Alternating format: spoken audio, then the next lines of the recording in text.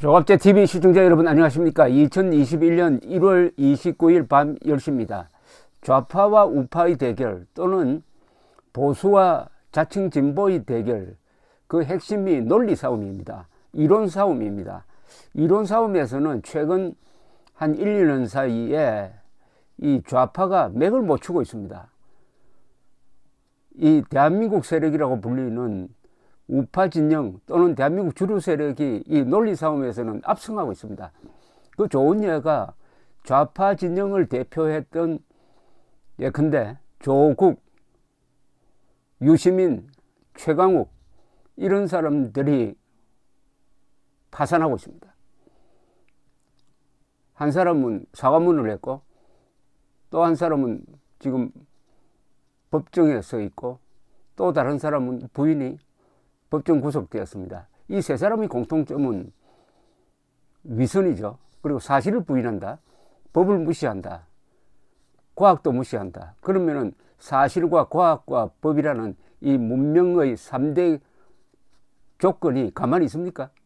문명의 반격이 일어납니다. 법을 무시하니까 법의 응징을 받고, 사실을 무시했다가 사과문 내고, 과학을 무시하고 탈원전 밀어붙이다가 지금 문재인 정권이 함정에 빠졌습니다. 이게 문명의 반격입니다.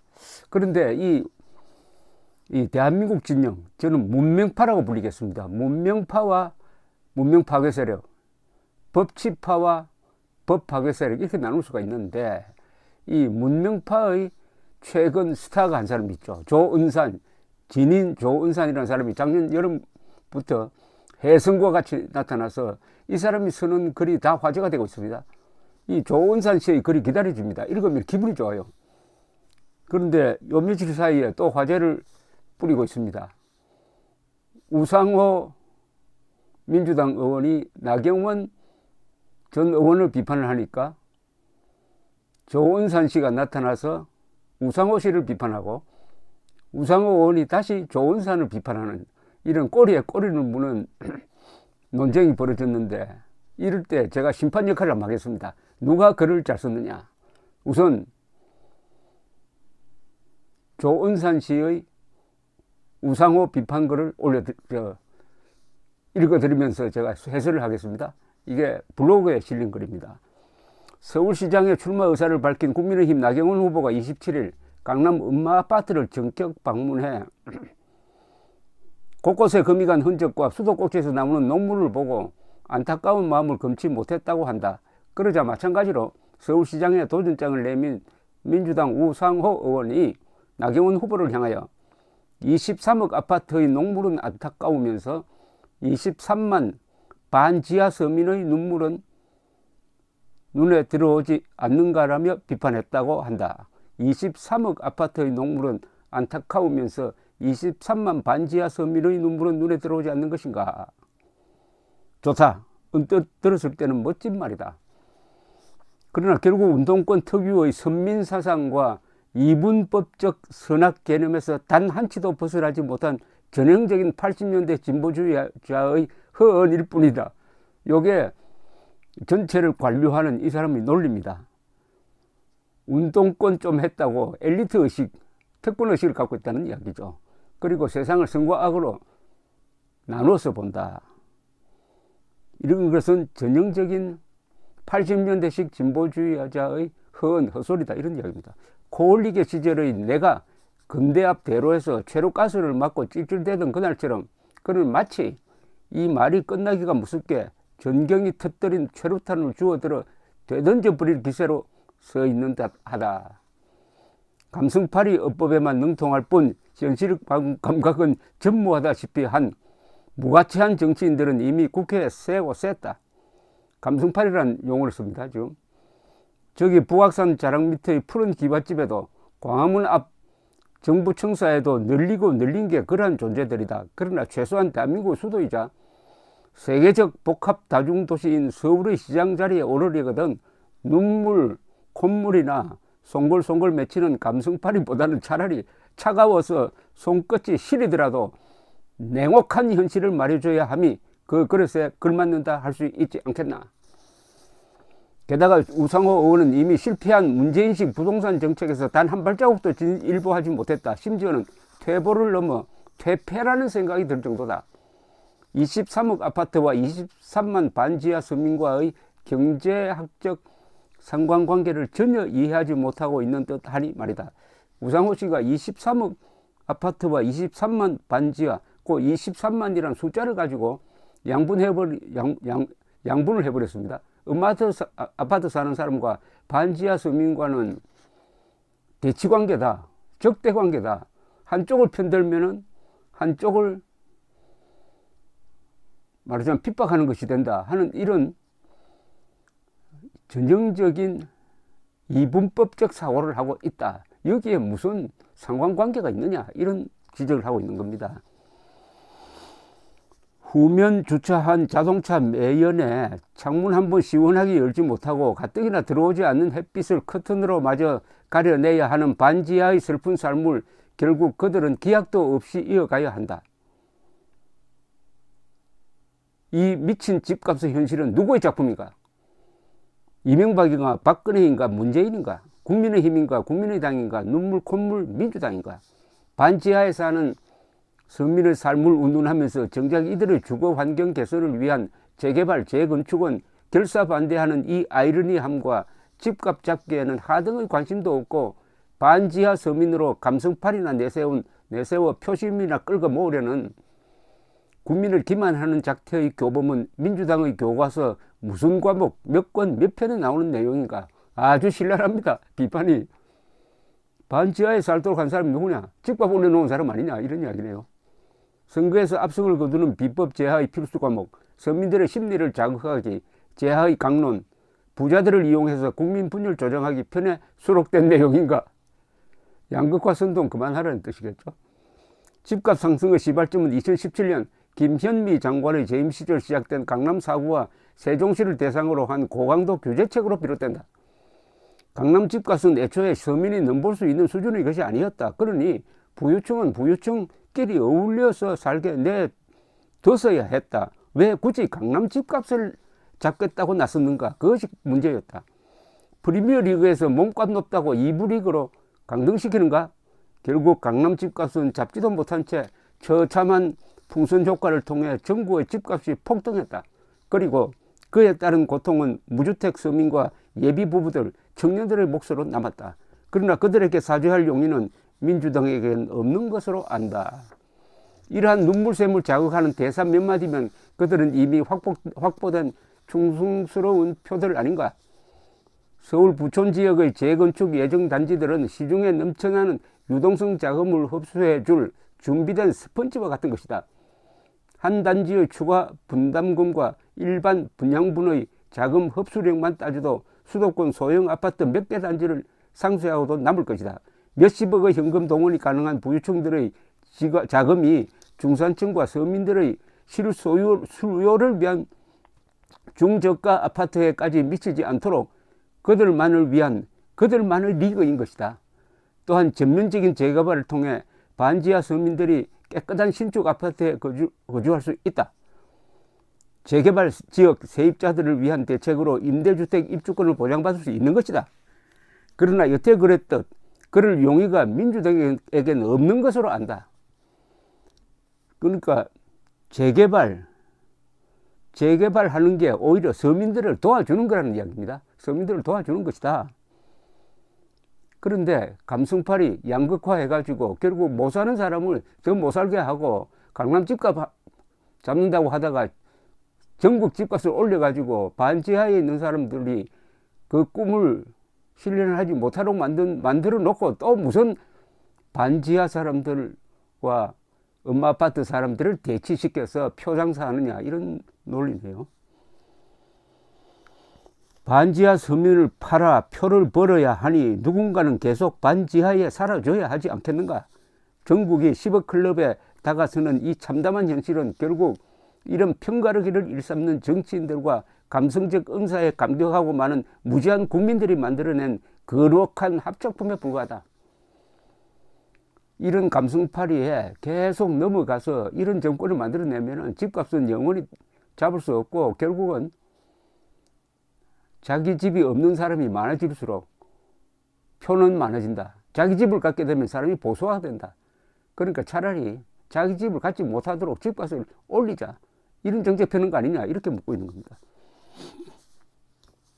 집 몇 채씩 사두고 제 집값 올려줘서 고맙다며 민주당을 지지하는 강남 좌파는 일종의 장식품이라 해두자. 그러나 우리가 집값 안정에 대해 말하고자 한다면 그것은 현실적이고 논리적인 관점에서 풀어나가야 할 것이지 서민을 끄집어내고 반지하를 끄집어내는 감성에서 기댈 것이 결코 아니다. 그러므로 먼저 국민이 현명해져야 한다. 누추한 옷과 흐름한 구두를 신고 옥탑방에 올라가 서민의 고통을 말하는 자를 경계해야 한다. 이런 사람에게 속지 말자는 겁니다. 누추한 옷과 흐름한 구두를 신고 옥탑방에 올라가 서민의 고통을 말하는 자를 경계해야 한다. 시장이 그런 짓 하면 되겠습니까? 어느 시장 이야기네요. 서민의 고통을 필요로 하는 자일지도 모르기 때문이다. 이거 아주 아픈 이야기입니다. 서민의 고통이 있어야 내표가 많다는 겁니다. 그러니까 서민의 고통을 어루만져 준다 해놓고 그 서민을 계속 서민으로 살게 하는 정책을 펴는 게 이들 운동권 선민의식을 가지고 이분법적 사고를 하는 사람들의 수법이니까 여기 국민들이 넘어가서는 안 된다는 이런 이야기입니다. 결국 그래서 지금 집값이 얼마입니까? 이 한마디로 정리될 논쟁거리도 안 될 짓을 다시금 터져나오는 민주당 인사의 허언에 분노해 참으로 길게도 늘어놓았다. 그러나 이것은 나의 과거에 비추어 봤을 때 모든 아이들이 차 없는 단지 위를 거침없이 뛰어놀고 모든 어머니들이 유모차 한 대 내가기 힘든 열악한 주거 환경에서 벗어나게 하고픈 내 나름대로의 작은 정의감에 기인한 글이라 자부한다. 그러므로 나는 절대 술기운을 빌어 이 글을 쓰지 않은 것이다. 자, 여기에 대해서 우상호 씨가 반론을 폈습니다. 공평하게 우상호 씨 글도 소개를 해드리겠습니다. 페이스북에 올린 글입니다. 몇 시간 전에 올렸습니다. 어느 정치 블로거가 23억 녹물 아파트를 안타까워하는 나경원 후보에 대한 나의 비판에 대해 운동권 특유의 선민사상과 이분법적 선악 개념에서 단 한치도 벗어나지 못한 전형적인 80년대 진보주의자의 허언이라 썼다. 착각은 자유다. 하지만 서울시장에 나선 사람으로서 23억 아파트 녹물보다 23만 반지하 서민의 주거를 먼저 돌보자는 말이 진보주의자의 허언으로 들렸다면 번지수가 틀렸다. 자, 이게 말이죠. 23억 엄마 아파트의 문제, 말하면 재개발을 허용하자는 뜻인 것 같은데 23억 아파트에서 녹물이 막 나오는 이 문제를 해결하는 것과 23만 반지하 서민의 주거 환경을 개선하는 것이 이게 왜 대치되는 개념입니까? yes 아니면 no입니까? 둘 다 해야죠. 둘 다.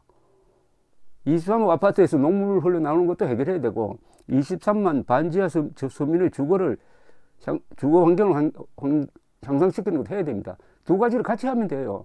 그런데 우상호 씨는 엄마 아파트 문제를 해결해 주면은 23만 반지하 서민의 주거 문제는 해결이 안 된다는 식으로 이야기하고 있습니다. 세상에 이런 이분법이 어디 있습니까? 이분법이. 이럴 수가 있습니까? 이거는 꼭 내 아들이 서울대학교 가지 못한 것은 내 이웃에 있는 사람이 이웃에 있는 아들이 서울대학교 갔기 때문이다라고 주장하는 것과 마찬가지 아닙니까? 다시 읽겠습니다. 우상호 씨의 이야기. 본질은 부동산 집값을 이야기하는 것이 아니다. 우리 사회 끝에서 냉혹한 현실을 견뎌내는 이들에게 더 관심을 갖자는 말이다.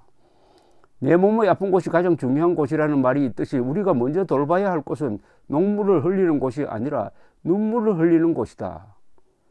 글쎄요. 양쪽을 다 돌봐야 되지 먼저 어디를 돌본다 하는 우선순위가 무슨 법칙처럼 되어 있는 게 있습니까? 같이 돌볼 수 있는 행정 능력이 있으면 같이 돌봐야죠. 아니, 자동차 사고로 치여 지금 피를 흘리는 사람과 물에 빠져 허우적거리는 사람이 있으면 둘 다 구해야지. 둘 다 구할 여력이 있는데도 자동차에 치인 사람보다는 물에 빠진 사람은 먼저 구해야 된다고 우기는 것하고 저는 논리적으로 비슷하게 들립니다. 이 여력이 없으면 몰라도 대한민국에 이런 여력이 없습니까? 왜 둘 중에 하나를 선택하도록 강요하는 거죠? 둘 다 선택을 해야지. 20여 년간 서대문 지역의 재개발, 재건축을 도왔다. 하지만 새롭게 들어선 아파트를 뒤로 하고 서울을 떠날 수밖에 없었던 원주민들과의 눈물 젖은 송별회에서 나는 고개를 떨구고 수없이 자책했다. 아니, 원주민들이란 말을 쓰면 됩니까? 원주민들은 이게 네이티브 아메리칸처럼 아메리칸 인디안을 이야기할 때 원주민이라고 하든지 하는 건데, 원주민들이라는 말 속에는 어떻게 보면 이 종족주의적인 생각이 언뜻 드러난 것처럼 보입니다. 아무리 주민들의 어려움을 강조한다 하더라도 원주민, 토인 뭐 이렇게 되는데요. 눈물 젖은 송별회에서 나는 고개를 떨구고 수없이 자책했다. 도대체 나는 누구를 위해 재건축, 재개발을 도왔단 말인가? 아니, 재건축, 재개발이 지금 어떤 서민들의 재산권을 침해하면서 이루어지고 있습니까, 지금? 그럼 가만히 있습니까? 마치 재건축, 재개발 해가지고 좋은 아파트 만들기 위해서 가난한 원주민들을 몰아내는 것처럼, 강제로 몰아내는 것처럼, 강제로 철거하는 것처럼 쓰고 있잖아요. 이거는 60년대, 70년대 적 발상 아닐까요? 이 아픈 자책감으로 나는 16만 호 공공주택 보급을 준비해왔다. 고시원에 사는 청년도, 반지하에 사는 장애인도, 아이 낳기를 주저하는 젊은 부부도, 내 집 장만하고 싶은 서민들도 명품 공공주택에 살게 해주고 싶다. 이거 가능합니까? 반지하에 사는 장애인, 고시원에 사는 청년이 갑자기 명품 공공주택에 살게 할 수가 있습니까? 이렇게 할 수가 있습니까? 돈을 벌어야 명품 공공주택에 살 수 있는 거지. 우선은 공공주택에 살게 하고 여기다가 명품을 왜 붙입니까? 아니, 명품 주택을 하려면 돈을 열심히 벌어야지. 고시 공부하던 학생이 갑자기 명품 공공주택으로 갈 수 있다고 이게 지금 선동하는 거 아닐까요? 아니, 주택이면 주택이지 왜 명품을 붙입니까? 문재인 정권이 좋은 일자리면 일자리를 만든다라고 해야지. 좋은 일자리, 그럼 나쁜 일자리도 있습니까? 일은 무슨 종류의 일이든 천직이라고 그럽니다. 천직. 하나님이 주신 일입니다. 일은 고귀한 겁니다. 무슨 일이든지.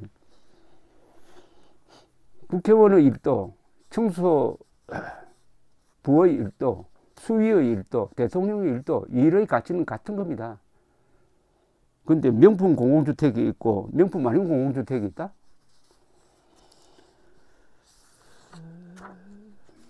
명품 공공주택에 살게 해주고 싶다는 내 열망이 선민사상이고 진보주의자의 허언이란 말인가? 저는 그렇게 생각하는데요. 이거는 선민사상이고 진보주의의 허언, 즉 헛소리로 저는 보입니다. 서민의 고통을 말하는 자는 서민의 고통을 필요로 하는 자라는 궤변은 일고의 가치도 없는 신퇴폐적 발상이다. 퇴폐적 발상이면 발상이지. 여기 또 신은 왜 붙습니까? 손끝 시린 냉혹한 현실은 작은 정의감에 기인한 입봇으로 지킬 수가 없다. 서민의 눈물을 닦아줄 수 있다면 감성팔이든 퇴폐라든 비아냥이든 그 이상의 모든 것도 할 수 있고 할 것이다. 그것이 이 땅에 정치하는 사람들이 해야 할 책무라고 믿기 때문이다.